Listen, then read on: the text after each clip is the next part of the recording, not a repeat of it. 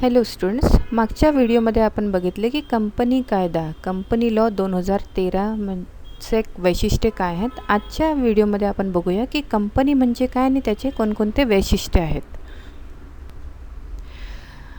भारताला स्वातंत्र्य मिळाल्यानंतर भारतामध्ये औद्योगिक क्रांती सुरू झाली आणि औद्योगिक क्रांतीमुळे उत्पादन आणि व्यापार जे आहे ते मोठ्या प्रमाणामध्ये त्याच्यामध्ये बदल घडून आले. मोठ्या प्रमाणामध्ये व्यापार व्हायला लागले.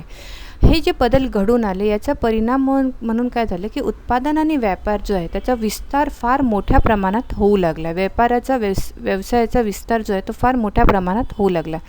या मोठ्या प्रमाणावर वस्तूचे उत्पादन आणि त्याचा व्यापार सुरू झाल्यामुळे मोठ्या प्रमाणावर भांडवलाची गरज भासू लागली. कारण की कोणताही व्यापार करण्यासाठी, कोणत्याही वस्तूचं उत्पादन करण्यासाठी मोठ्या प्रमाणावर भांडवल, पैशाची गरज असते. तर मोठ्या प्रमाणावर भांडवलाची गरज जी आहे ती भासू लागली. त्यामुळे अशा संघटनेची गरज जाणवू लागली की ज्याच्यामध्ये मोठ्या प्रमाणावर भांडवलाची गुंतवणूक करणे शक्य होईल. यातूनच कंपनी किंवा प्रमंडळ या व्यवसाय संघटनेचा उगम झाला. सामान्यपणे बघितलं तर कंपनी किंवा प्रमंडळ म्हणजे एक असा व्यक्तींचा समूह जे समान उद्दिष्टांसाठी एकत्रित येतात. म्हणजे ज्यांचं समान उद्दिष्ट राहतं. दोन उद्दिष्ट राहू शकतात. एक तर समाजाची सेवा करणे आणि दुसरं राहतं जास्तीत जास्त नफा कमविणे. तर हे दोन वेगवेगळे उद्दिष्ट आहेत. हे डिपेंड राहते लोकांच्या समूहावर की त्यांना कोणत्या उद्देशासाठी एकत्र येऊन जे ते काम करायचं आहे. तर कंपनी म्हणजे काय की समान उद्दिष्टांसाठी एकत्रित आलेल्या व्यक्तींचा समूह. हे जे कंपनी किंवा प्रमंडळ किंवा व्यक्तींचा समूह नफ्याच्या उद्देशाने व्यवसाय करण्यासाठी एकत्रित येऊ शकतात किंवा कला, वाणिज्य, शिक्षण इत्यादीचा विकास करण्यासाठी आणि सामाजिक आणि धार्मिक कार्यासाठी पण एकत्रित येऊन जे आहे ते काम करू शकतात.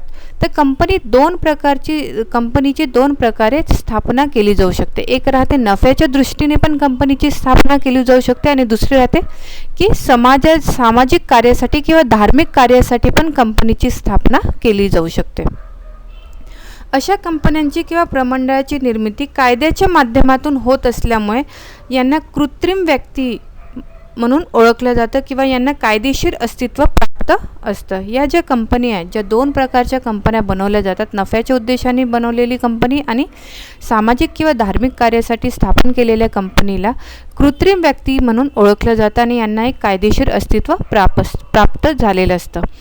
प्रमंडळांना कायदेशीर अस्तित्व प्राप्त झाल्यामुळे त्याच्या नियंत्रणासाठी कंपनी कायद्याचा वापर करण्याचे जे आहे ते ठरविण्यात आले आणि त्यानुसारच काय झालं की कंपनी कायदा जो आहे तो बनवण्यात आला.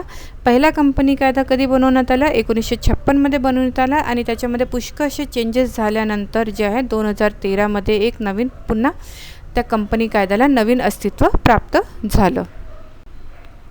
आता आपण बघूया की कंपनी म्हणजे व्याख्या काय आहेत. भारतीय कंपनी कायदा 2013 नुसार असं म्हटलं जातं की कंपनी कायदा 1956 लागू होण्यापूर्वीच अस्तित्वात असलेल्या किंवा कायद्यासाठी निर्माण केलेली किंवा नोंदणी झालेली कंपनी म्हणजे कंपनी किंवा प्रमंडळ होय. भारतीय कंपनी कायदा काय म्हणतो की 1956 जेव्हा पहिल्यांदा भारतामध्ये कंपनी कायदा बनवण्यात आला त्याच्या पहिलेपासून अस्तित्वात असलेली एखादं प्रमंडळ किंवा त्यानंतर कायद्याअंतर्गत बनलेल्या एखादे प्रमंडळ किंवा कंपनी किंवा अशी कोणती कंपनी ज्याची नोंदणी झालेली आहे याला काय म्हटलं जाईल? कंपनी असं म्हटलं जाईल. Professor H.L. हॅने म्हणतात की कंपनी ही कायद्याने निर्माण केलेली कृत्रिम व्यक्ती असून तिचे अस्तित्व स्वतंत्र असते. तिला अमर्यादित उत्तराधिकार व सार्वत्रिक नाममुद्रा असते. प्रोफेसर हॅने म्हणतात की कंपनी ही कायद्याने निर्माण केलेली एक कृत्रिम व्यक्ती आहे आणि ती कृत्रिम व्यक्ती असल्यामुळे तिचं एक स्वतंत्र अस्तित्व आहे. कंपनीमध्ये काम करणारे व्यक्ती, कंपनीमध्ये पैसा लावणारे व्यक्ती आणि कंपनी या तिघांचंही अस्तित्व जे आहे ते वेगवेगळं आहे. त्यामुळे कंपनीला अमर्यादित उत्तराधिकारी आणि एक सार्वत्रिक नाममुद्रा देण्यात आलेली आहे. या सर्व गोष्टी जे परिपूर्ण होतात त्याला काय म्हणतात? कंपनी असे म्हटलं जातं. न्यायमूर्ती जेम्स म्हणतात की कंपनी म्हणजे अशा व्यक्तींची संघटना जे सामान्य उद्देशांच्या पूर्तीसाठी एकत्रित आलेले असतात. आता हे सामान्य उद्दिष्ट दोन प्रकारे असू शकतात. एक आहे जास्तीत जास्त नफा कमविणे, पैसे कमवण्याच्या माध्यमासाठी एकत्रित येऊ शकतात, किंवा समाज कार्यासाठी किंवा धार्मिक कार्यासाठी पण एकत्रित येऊ शकतात. तर या दोन प्रकारच्या उद्दिष्टांसाठी एकत्रित आलेल्या व्यक्ती ज्या आहेत त्यांना कंपनी असं म्हटलं जातं. वरील सर्व जितकेही आपण व्याख्या बघितल्या त्यावरून आपण एक एक्स्ट्रॅक्ट जे काढू शकतो कंपनी म्हणजे काय, ते काय आहे की कंपनी ही जनतेने स्वेच्छेने स्थापन केलेली संघटना असून हे लोक वर्गणी गोळा करून निधी निर्माण करतात आणि नंतर हा निधी एखाद्या लाभदायक व्यवसायात गुंतवतात. कंपनीमध्ये लोक जे आहेत ते आपल्या इच्छेने एकत्रित येऊन जे आहे ते पैसा गोळा करतात आणि एक निधी किंवा भांडवल जे आहे त्याचं निर्माण करतात, उभारतात, आणि हे जे भांडवल जे आहे ते एका व्यवसायात गुंतवून जे आहे त्याच्यापासून लाभ प्राप्त करण्याचा प्रयत्न करतात. जे लोक भांडवल जमा करतात किंवा गुंतवितात त्यांना संघटनेचे सभासद म्हटलं जातं आणि या सभासदांना व्यवसायामध्ये मिळणारा नफा जो आहे तो वाटून दिला जातो. आता हे नफा वाटून देण्याचं प्रमाण जे आहे ते वेगवेगळं पण असू शकतं. सभासदांनी दिलेल्या निधीला किंवा भांडवलाला भाग असं म्हटलं जातं आणि सभासदांना भागधारक असं म्हटलं जातं. आता आपण पुढच्या व्हिडिओमध्ये बघू की भाग म्हणजे काय, भागधारक म्हणजे काय, सभासद म्हणजे काय. प्रत्येक भागाची किंमत निश्चित असल्यामुळे कंपनीचे भांडवल अनेक भागांमध्ये विभागलेले असल्यामुळे सामान्यपणे हे भाग जे आहे ते हस्तांतरणीय असतात. बघा, कंपनीमध्ये किंवा एखाद्या प्रमंडळामध्ये जे व्यक्ती पैसा लावतात ते जे पैसा लावला जातो त्याला भाग असं म्हटलं जातं आणि जे लोक पैसा लावतात त्यांना काय म्हटलं जातं, भागधारक म्हटलं जातं. हे जे भाग जे राहतात हे हस्तांतरणीय असतात. याचे पण फार वेगवेगळे प्रकार आहेत जे पुढे आपण वेगवेगळ्या व्हिडिओजमध्ये आपण बघूया. तर एक मुख्य आपल्याला काय मिळतं याच्यामधून की कंपनी म्हणजे काय की लोक स्वेच्छेने आपल्या ऐच्छिक इच्छेने एकत्रित येऊन पैसा जमा करतात आणि तो पैसा जो आहे तो एका लाभदायक व्यवसायामध्ये लावून जास्तीत जास्त नफा जे आहे ते प्राप्त करण्याचा प्रयत्न करतात. किंवा अशा लोकांची संघटना जे एकत्रित येऊन सामाजिक कार्यासाठी किंवा धार्मिक कार्यासाठी काम करते त्यांना पण कंपनी असं म्हटलं जातं.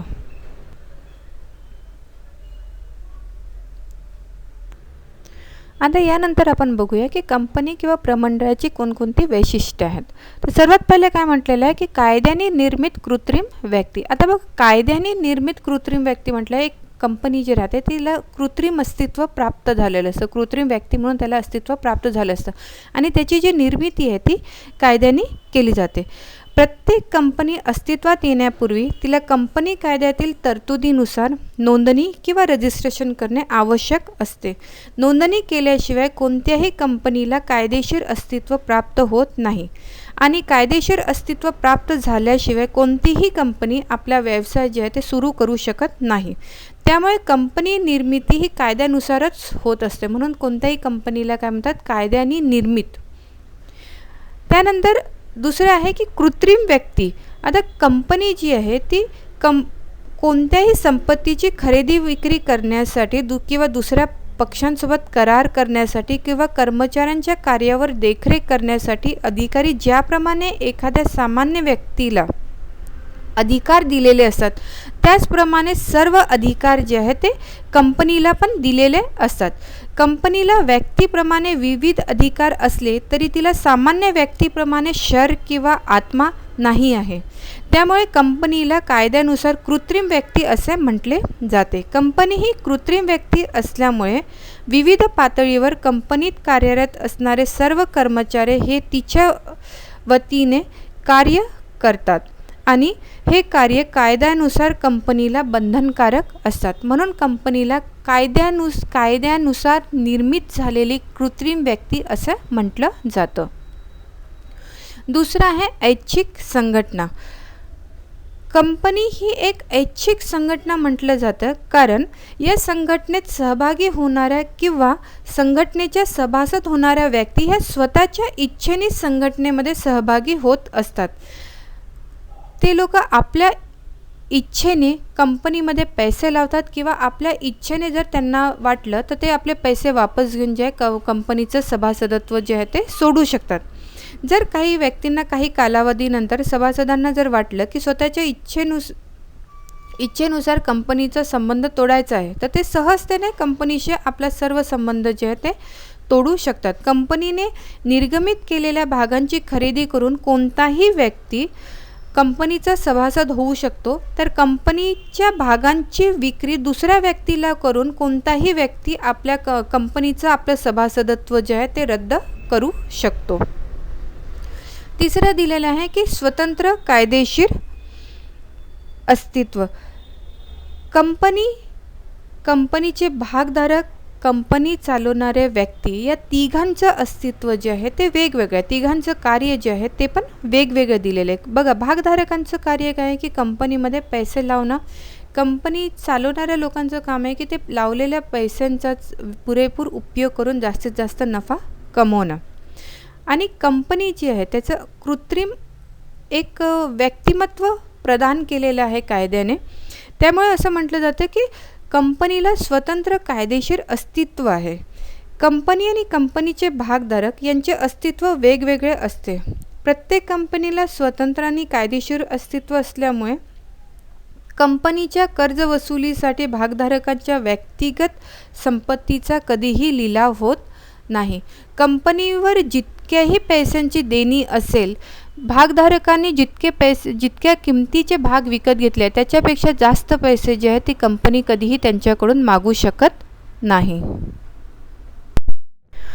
त्याचप्रमाणे भारतीय कंपनी कायद्यानुसार कंपनीची नोंदणी करावी लागत असल्याने कंपनीला कायदेशीर अस्तित्व प्राप्त झालेले आहे.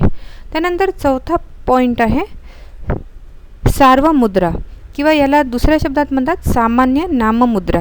प्रत्येक कंपनीची स्वतंत्र नाममुद्रा असते. नाममुद्रेच्या साहाय्याने कंपनी जणू काही स्वाक्षरीच करून त्या व्यवहारांना पूर्णता किंवा वैधता प्राप्त करून देते. सार्वमुद्रावर कंपनीचे नाव कोरलेले असते. केवळ रबर स्टॅम्पवर नाममुद्रा राहू शकत नाही.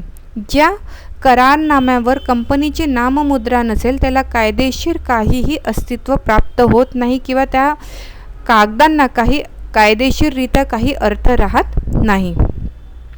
नोंदणी झाल्याबरोबर कंपनीला स्वतःची नाममुद्रा तयार करून घ्यावी लागते आणि ती सुरक्षित जपून ठेवावी लागते, कारण तिचा गैरवापर होण्याची शक्यता नाकारता येत नाही.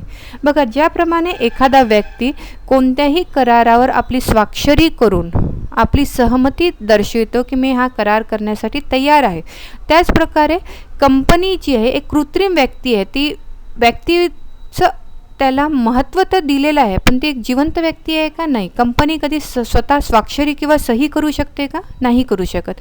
तर त्यामुळे कंपनी कोणताही करार किंवा कोणत्याही संपत्तीची खरेदी विक्री जर करायची असेल कंपनीला, तर त्याच्यासाठी त्याला स्वाक्षरी करावं लागेल. तर त्या स्वाक्षरीच्या ठिकाणी सार्वमुद्रेचा उपयोग केला जातो. सार्वमुद्रा आणि रबर स्टॅम्प जे आहे याच्यामध्ये फरक असतो. ठीक आहे, एक रबर स्टॅम्प साधारण असतो, पण सार्वमुद्रा जी आहे ते कंपनीला रिप्रेझेंट करते. सार्वमुद्रा कोणत्याही करारावर किंवा कागदावर त्याचं सार्वमुद्राचं चिन्ह असणं जे आहे ते फार गरजेचं मानलं जातं. त्याच कागदांना कायदेशीर महत्त्व जे आहे ते प्राप्त होते. त्यानंतर नेक्स्ट पॉईंट आहे कायम अस्तित्व. कोणत्याही कंपनीला कायम किंवा निरंतर अस्तित्व जे आहे ते प्राप्त झालेलं असते. कंपनीच्या भागधारकांचा किंवा संचालकांचा मृत्यू झाल्यामुळे किंवा त्यांच्या वेडेपणामुळे किंवा त्यांच्या दिवाळखोरीचा कंपनीच्या अस्तित्वावर कधीही परिणाम होत नाही. कंपनी कायद्याच्या तरतुदीप्रमाणे स्थापन होणाऱ्या प्रत्येक कंपनीला निरंतर किंवा कायम अस्तित्व प्राप्त झालेले असते. ज्याप्रमाणे एखाद्या नदीचं स्वतःहून एक अस्तित्व असतं, त्याचप्रमाणे एखाद्या कंपनीचं पण अस्तित्व आहे. ज्याप्रमाणे नदीचे पाणी बदलत असले तरी नदीला काहीही फरक पडत नाही, तिचे अस्तित्व कायम राहतं. त्याचप्रमाणे कंपनीचे भागधारक, संचालक, कर्मचारी कितीही लोक आले गेले, मरण पावले किंवा त्यांचा दिवाळखोर झाले तरीही त्याचा कंपनीवर कधीही फरक पडत नाही, कंपनी मात्र सुरूच राहते. आता याचं एक खूप चांगलं एक्झाम्पल आहे की रिलायन्स इंडस्ट्रीज जे आहे ते धीरूभाई अंबानी यांनी सुरू केली, पण आज धीरूभाई अंबानी नाही आहेत तरी पण रिलायन्स इंडस्ट्रीज जे आहे ती सुरू आहे. का आहे? कारण की कंपनीला एक कायम अस्तित्व प्रदान झालेलं आहे. त्यांचे संचालक मंडळ, कंपनी बनवणारा व्यक्ती जिवंत असला नसला तरीही काही फरक पडत नाही. कंपनी जी आहे ती कधीही कोणत्या स्वतःच्या कारणामुळे एखादी कंपनी बंद पडू शकते. त्याच्या कंपनीचे सभासद किंवा कंपनीचे भागधारक किंवा कंपनीच्या कर्मचाऱ्यांच्या कारणामुळे कधीही कंपनी जी आहे ती बदलत नाही आणि त्याच्या अस्तित्वावर कधीही धोका उत्पन्न होत नाही. त्यानंतर नेक्स्ट पॉईंट आहे मर्यादित देयता. कोणत्याही कंपनीच्या सभासदांचे किंवा सदस्यांचे सीमित दायित्व किंवा मर्यादित दायित्व असते. कंपनीच्या प्रत्येक अंशधाऱ्याची जबाबदारी त्यांनी घेतलेल्या भागांच्या रकमे इतकीच सीमित असते. अंश आणि भाग सेम आहे, अंशधारक म्हणजेच भागधारक असं म्हटलं जातं. कोणत्याही परिस्थितीत भागाच्या दर्शनी मूल्यापेक्षा जास्त रक्कम त्यांच्याकडून मागण्याचा अधिकार कोणत्याही कंपनीला नसतो. भागांच्या दर्शनी किमतीपैकी अजून भागधारकांकडून येणे असेल तेवढीच रक्कम द्यावयाचा भागधारक कंपनीला बंधनकारक असतो. पूर्ण दत्त भागावर त्यांच्याकडून काहीही मागता येत नाही. उदाहरणार्थ, जर 10 रुपयाचा एखादा भाग असेल आणि त्याच्यातले 6 रुपये जे आहे भागधारकाने कंपनीला दिला असेल तर कंपनीला त्यानंतर 4 रुपये मागण्याचाच अधिकार भागधारकाकडे आहे. आणि जर एखाद्या भागधारकाने पूर्ण 10 रुपये जर दिले असते आणि कंपनीवर काही पैशाचं संकट आलं तर कंपनीला अधिकार नाही आहे त्या भागधारकाकडून जास्त पैसे मागण्याचा. म्हणून म्हटलं जातं की कंपनीची जी देयता जी आहे ती काय असते? मर्यादित देयता असते. भागधारकांच्या संचालक मंडळाच्या कोणाच्याही वैयक्तिक संपत्तीवर कधीही संकट येत नाही, कारण की कंपनी आणि भागधारक संचालक मंडळ यांचं अस्तित्व जे आहे ते वेगवेगळं मानलं जातं. म्हणून जर कंपनीची देयता जर जास्त असेल तर ते भागधारकाकडून भागाच्या किमती एवढीच रक्कम जी आहे ते फक्त मागू शकतात. म्हणून म्हटलं जातं की कोणत्याही कंपनीची देयता जी असते ती असते मर्यादित मानली जाते. नेक्स्ट पॉईंट आहे लोकशाही स्वामित्व किंवा लोकशाही पद्धती. कंपनीचे वास्तविक मालक आणि भागधारक देशाच्या कानाकोपऱ्यात काही कंपनीच्या बाबतीत तर जगभर विखुरलेले असतात. बघा, कंपनीचे खरे मालक जे आहेत ते भागधारक असतात आणि भागधारक जरुरी नाही आहे की कंपनी जिथे असेल तिथलेच असले पाहिजे. ते देशातल्या कोणत्याही किंवा जगातल्या कोणत्याही कोपऱ्यातले व्यक्ती कोणत्याही कंपनीचे भाग घेऊन जे आहे त्याचे सभासद किंवा भागधारक जे आहे ते बनू शकतात. त्यामुळे म्हटलं जातं की कंपनीचे भागधारक जे आहे ते जगभर विखुरलेले असतात. आता या सर्वांना कंपनीचा प्रत्यक्ष कारभार बघणे किंवा सांभाळणे अशक्य असल्यामुळे ते लोक काय करतात? संचालक मंडळाची नियुक्ती करतात कंपनीचा कारभार चालविण्यासाठी. हे संचालक कंपनीच्या सदस्यांच्या वतीने साधारण सभेमध्ये निवडले जातात. या साधारण सभेतच भागधारक किंवा सदस्य कंपनीच्या कारभारावर आपले मतप्रदर्शन करू शकतो आणि त्यावर आपला प्रभाव पाडण्याचा प्रयत्न करू शकतो. आपल्या इच्छेप्रमाणे संचालक मंडळाची नियुक्ती करण्याचा अधिकार जो आहे तो भागधारकाला दिलेला असतो. सर्वसाधारण सभेमध्ये मतदान करून जे आहे ते संचालक मंडळाची नियुक्ती केली जाते आणि हा अधिकार जो आहे तो फक्त भागधारकांना असतो की कोणत्याही कंपनीच्या संचालक मंडळ जे आहे ते कोण राहील किंवा त्याच्या संचालक मंडळामध्ये कोणाकोणाची नियुक्ती केली जाईल हे निर्णय घेण्याचा अधिकार जो आहे तो भागधारकाला असतो. आणि भागधारक जे आहे ते संपूर्ण जगभर विखुरलेले असते. म्हणून म्हटलं जातं की कंपनीचं स्वामित्व जे आहे ते लोकशाहीवर निर्भर आहे. कंपनीचं लोकशाही स्वामित्व असं मानलं जातं. त्यानंतरचं पॉईंट आहे नफ्याचे वाटप किंवा लाभाचे वाटप. कंपनीचा उद्देश नफा कमविणे हा असल्यामुळे कंपनीला झालेल्या लाभाचे विभाजन भागधारकात अगोदरच ठरवून दिलेल्या दराप्रमाणे केले जाते.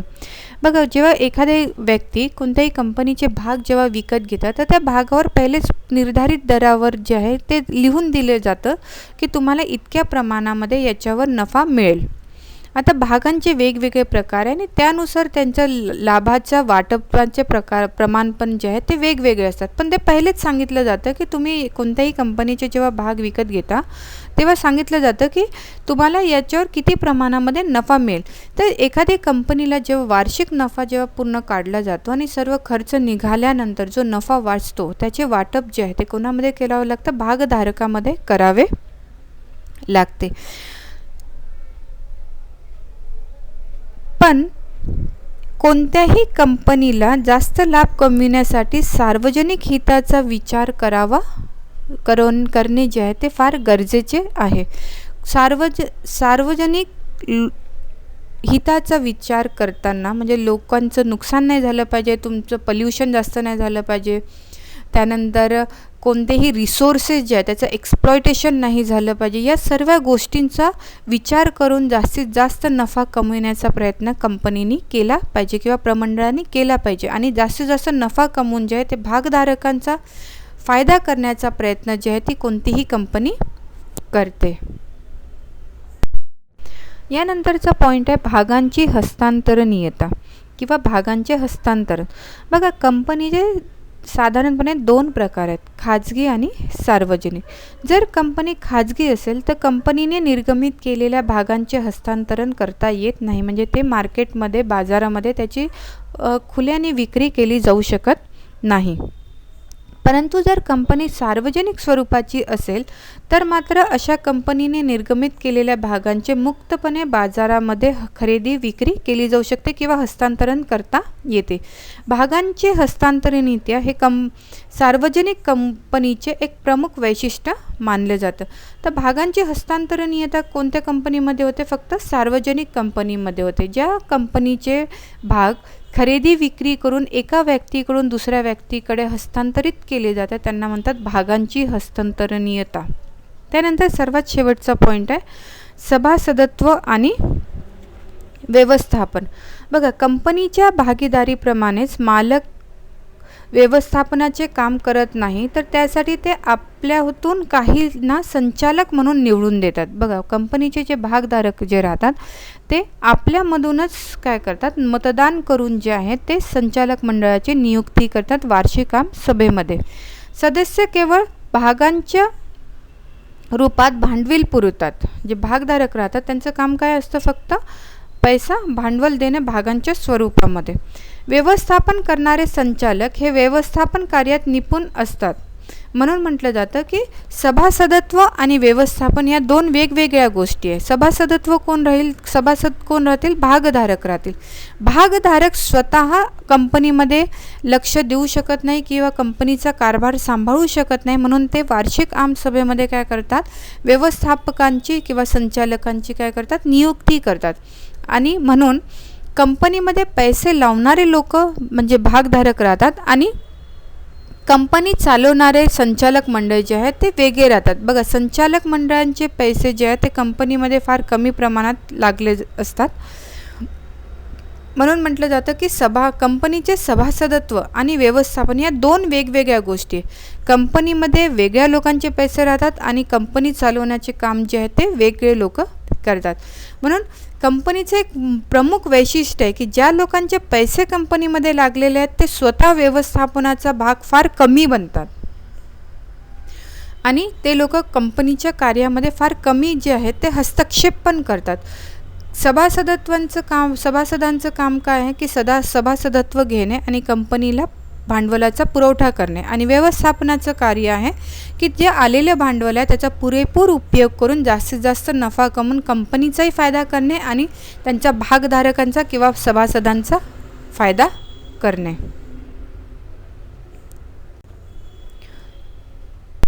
यानंतर आपण बघूया की कंपनीचे फायदे किंवा गुण काय आहेत. तर सर्वात पहिले म्हटलेलं आहे की मोठ्या प्रमाणावरील भांडवल. बघा, आधुनिक काळात कोणत्याही व्यवसायात मोठ्या प्रमाणावर भांडवल लावल्याशिवाय त्याच्यात अपेक्षित यश जे आहे ते प्राप्त होत नाही. भागधारकांनी भागांची खरेदी केल्यावर मोठ्या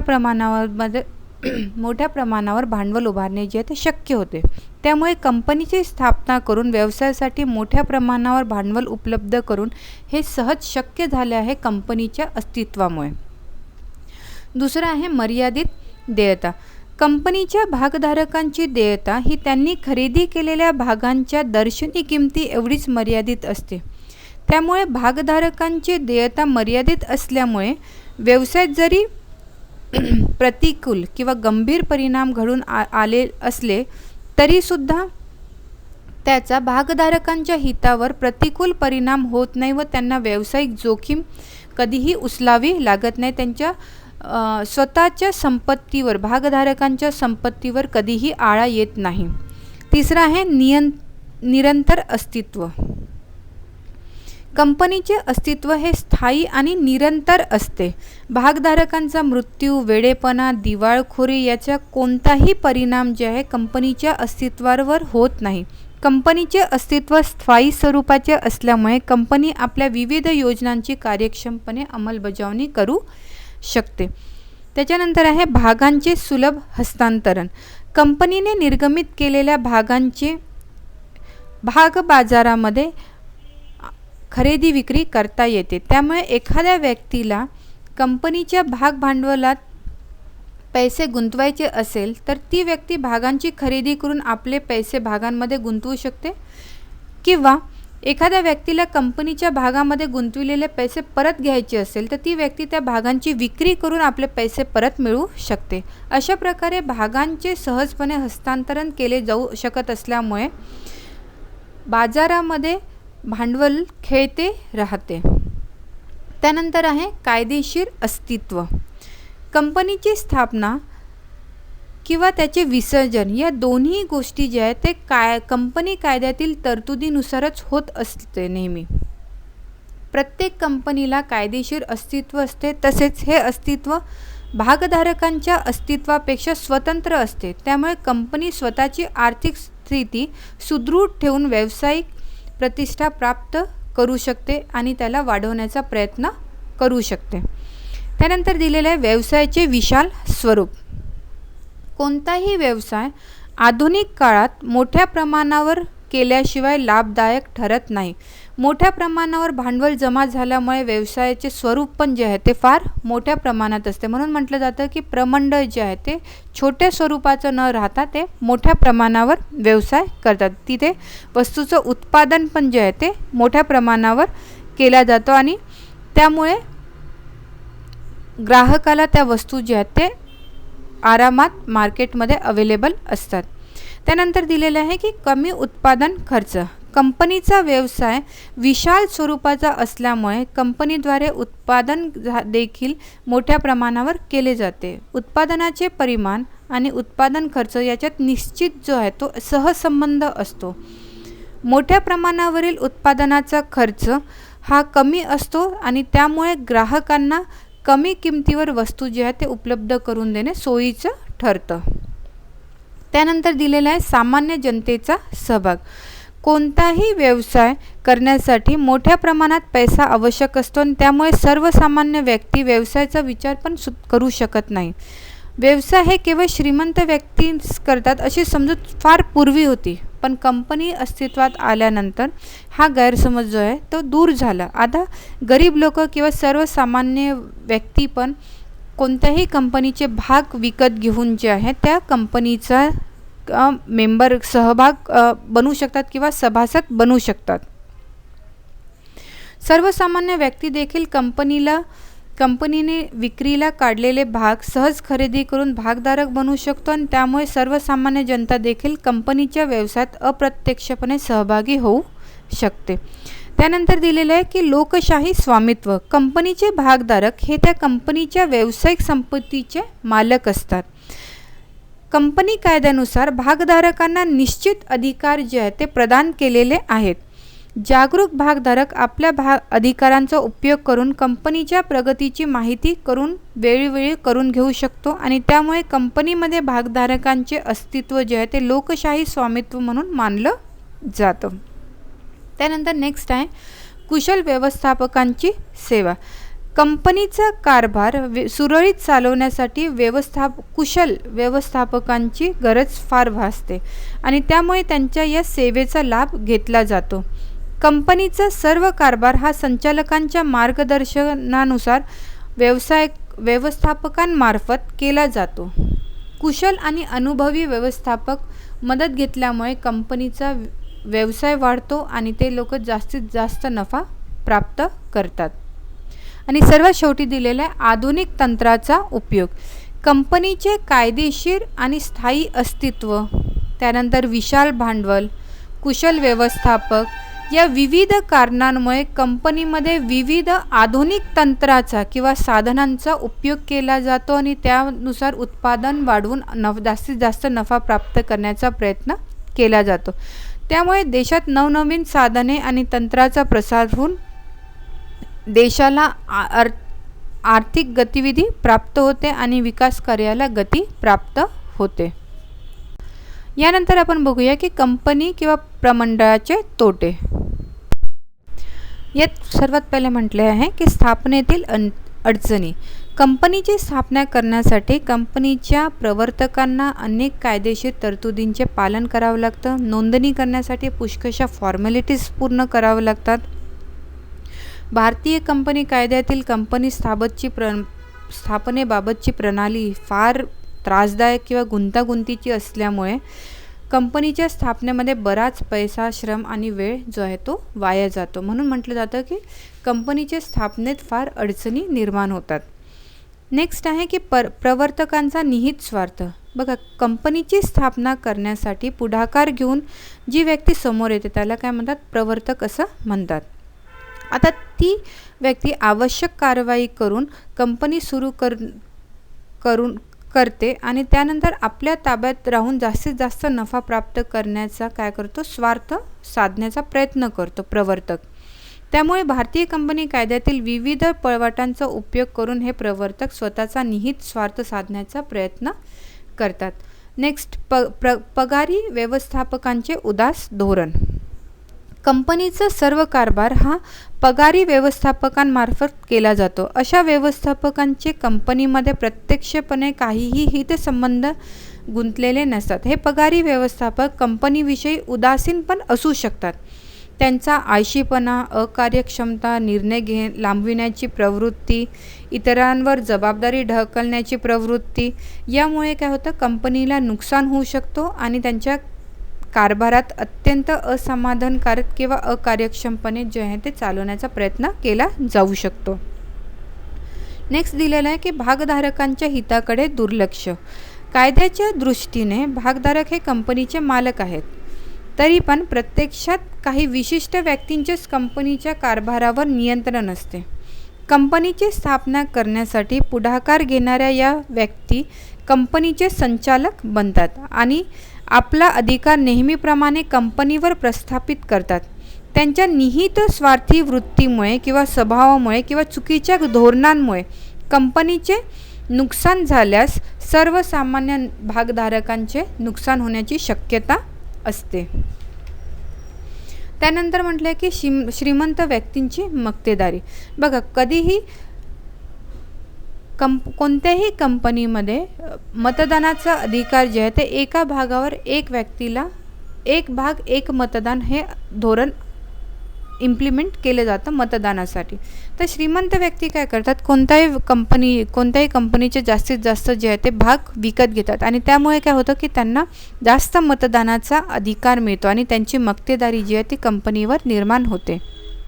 कोणताही सर्वसामान्य व्यक्ती कंपनीच्या भागांची खरेदी करू शकत असला तरीही भागांच्या खरेदी विक्रीची कार्यप्रणाली ही अत्यंत गुंतागुंतीची असते आणि त्यामुळे तिथे जाऊन खर्च करण्यासाठी त्यांच्यापाशी भरपूर वेळ आणि पैसा नसतो. अशाच व्यक्ती भाग बाजारामध्ये भागांची खरेदी विक्रीचा व्यवहार करतात, ज्यांच्याजवळ भरपूर पैसा आणि भरपूर वेळ आहे. सर्वसामान्य व्यक्ती आपले नियमित जीवन सोडून या दिशेला भटकण्याचा प्रयत्न करत नाही आणि त्यामुळे काय होतं की श्रीमंत व्यक्ती जास्तीत जास्त जे आहे ते भागांची खरेदी करून ते आपली मक्तेदारी निर्मित करतात. त्यानंतर आहे सत्तेचा दुरुपयोग. कंपनीचा कारभार लोकशाही तत्वानुसार चालतो. ही एक कल्पनाच आहे की एक भाग एक मतदान. असा कंपनीच्या भागधारकांचा मताधिकार असला तरी श्रीमंत व्यक्ती मोठ्या प्रमाणावर भाग खरेदी करून जास्त प्रमाणावर मताधिकार मिळवितात आणि कंपनीच्या सत्ता आपल्या हाती ठेवण्याचा प्रयत्न करतात आणि अशा प्रकारे ते सत्तेचा दुरुपयोग करू शकतात. सर्वात शेवटी दिलेलं आहे की आर्थिक विषमतेत वाढ. कंपनीच्या कारभाराची सर्व सूत्रे काही लिमिटेड मूठभर किंवा बोटांवर मोजणाऱ्या श्रीमंत व्यक्तींच्या हाती असतात आणि त्यामुळे काय होतं की भागांच्या प्रमाणातच लाभांशाचे देखील वाटप होते आणि त्यामुळे सहजच आहे की जास्त श्रीमंत व्यक्तीकडे जास्त भाग आहे तर त्याला जास्त काय मिळेल, लाभांश मिळेल. तर श्रीमंत व्यक्ती जास्त प्रमाणात भाग खरेदी करून जास्त प्रमाणात लाभांश मिळतात आणि त्यामुळे त्यांच्याजवळची संपत्तीत काय होते, भर पडत जाते आणि वाढत जाते. त्यामुळे देशातील आर्थिक विषमतेत जी आहे ती बराच वाढ होते. अशा प्रकारे श्रीमंत व्यक्ती श्रीमंत आणि गरीब व्यक्ती आणखीन गरीब होत जातात. आता आपण बघितलं की कंपनी म्हणजे काय, त्याचे वैशिष्ट्य काय, त्याचे फायदे आणि तोटे काय. नेक्स्ट व्हिडिओमध्ये आपण बघू की कंपनीचे कोणकोणते प्रकार आहेत. थँक्यू.